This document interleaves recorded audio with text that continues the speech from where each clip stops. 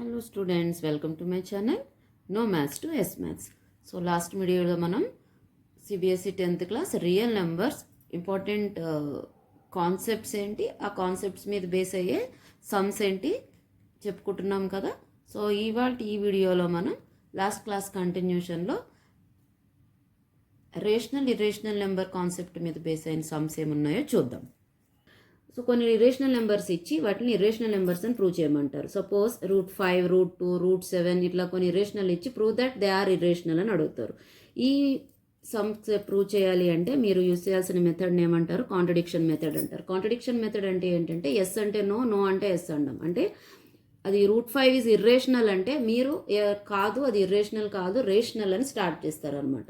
So ఆ మెథడ్ని use చేసి మీరు ఫస్ట్ స్టెప్ ఏం రాస్తారు? Let us assume that √5 is rational. Okay, so ఇమీడియట్గా మీరు గుర్తుపెట్టుకోవాల్సిన నెక్స్ట్ స్టెప్ ఏంటంటే రేషనల్కి ఉండే డెఫినేషన్ ఏంటి, రేషనల్ నెంబర్ అవడానికి నేను ఇచ్చిన డెఫినేషన్ ఏంటి. It can be expressed in the form of p/q where q not equal to 0, pq are integers and pq are having only 1 as their common factor. So ఇలాంటి వాటిని మనం rational numbers అంటాం. So √5/1 is equal to p/q. ఎందుకు? ఇప్పుడు మనం √5ని rational number అంటున్నాం కాబట్టి √5/1 p/q ఫామ్లో ఉంది అని చెప్తున్నాం. So √5 is equal to p/q. So doing cross multiplication మనకి ఏమొస్తుంది? √5 × q is equal to p. Next ఏం చేయాలి? స్క్వేరింగ్ ఆన్ బోత్ సైడ్స్ చేయండి. So 5q² is equal to p². ఎందుకు ఇట్లా చేసాము అంటే √5కి ఉన్న రూట్ క్యాన్సిల్ అవడం కోసం. So 5q² equal to p². అంటే 5 times q² is equal to p². దాని మీనింగ్ ఏంటమ్మా? 5 times something is equal to p² means p² is a multiple of 5 or 5 divides p². అంతే కదా దాని అర్థం.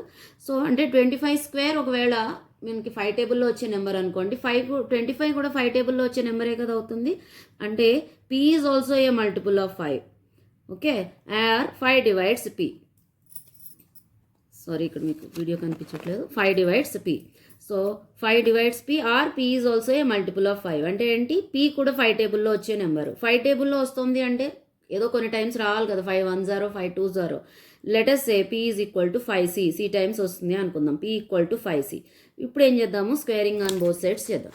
ఇప్పుడు ఏం చేద్దాము? స్క్వేరింగ్ ఆన్ బోత్ సైడ్స్ చేద్దాం. So p² is equal to 25c² వచ్చింది.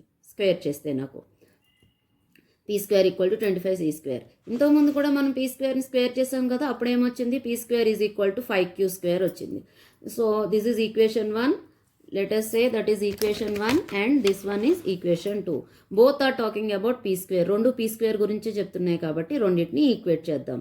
సో ఫస్ట్ ఈక్వేషన్ నుంచి p² 5q² అయింది. సెకండ్ ఈక్వేషన్ నుంచి p² 25c² అయింది. Therefore 5q² is equal to 25c². So 5 టేబుల్లో 25 5 క్యాన్సిల్ చేస్తే 5 టైమ్స్ వస్తుంది. So q² is equal to 5c² అయింది. సో దీని మీనింగ్ ఏంటి చూడండి? q² is equal to 5 times c². అంటే ఏం చెప్తున్నాం? q² కూడా 5 టేబుల్లో వచ్చే నెంబరే అని చెప్తున్నాం. సో q² 5 టేబుల్లో వచ్చే నెంబర్ అంటే q కూడా 5 టేబుల్లో వచ్చే నెంబరే అవుతుంది. q కూడా 5 టేబుల్లో వచ్చే నెంబరే అవుతుంది. That means q also 5 also divides q². 5 also divides q² and 5 divides q also. So ఇప్పుడు ఒకసారి అబ్జర్వ్ చేస్తే మీరు కేర్ఫుల్గా, ఇంతకుముందు మనం ఏం చెప్పామంటే 5 divides p అని చెప్పాము. ఇప్పుడు ఏమంటున్నామంటే 5 divides q also అని చెప్తున్నాం. అంటే మీనింగ్ ఏంటి? p అండ్ q రెండు కూడా బోత్ ఆర్ మల్టిపుల్స్ ఆఫ్ 5 అని చెప్తున్నాం. అంటే ఏంటి? pq రెండు 5 టేబుల్లో వస్తాయి అని అంటున్నాం. This is contradiction as to our assumption. మనం ఏమని చెప్పాము? సారీ, pకి qకి కామన్ ఫ్యాక్టర్ ఓన్లీ 1 ఉంది, ఇంకెవ్వరూ ఉండరు. అలా ఉంటేనే మనం ఒక నెంబర్ని రేషనల్ నెంబర్ అంటారని చెప్తున్నాం. But now we are telling that మనం ఏమంటున్నాం అంటే pకి qకి 5 కూడా కామన్ ఫ్యాక్టరే అని చెప్తున్నాం. So that's why, so which is a contradiction to our assumption that p, q are co-primes. Okay, therefore √5 is irrational.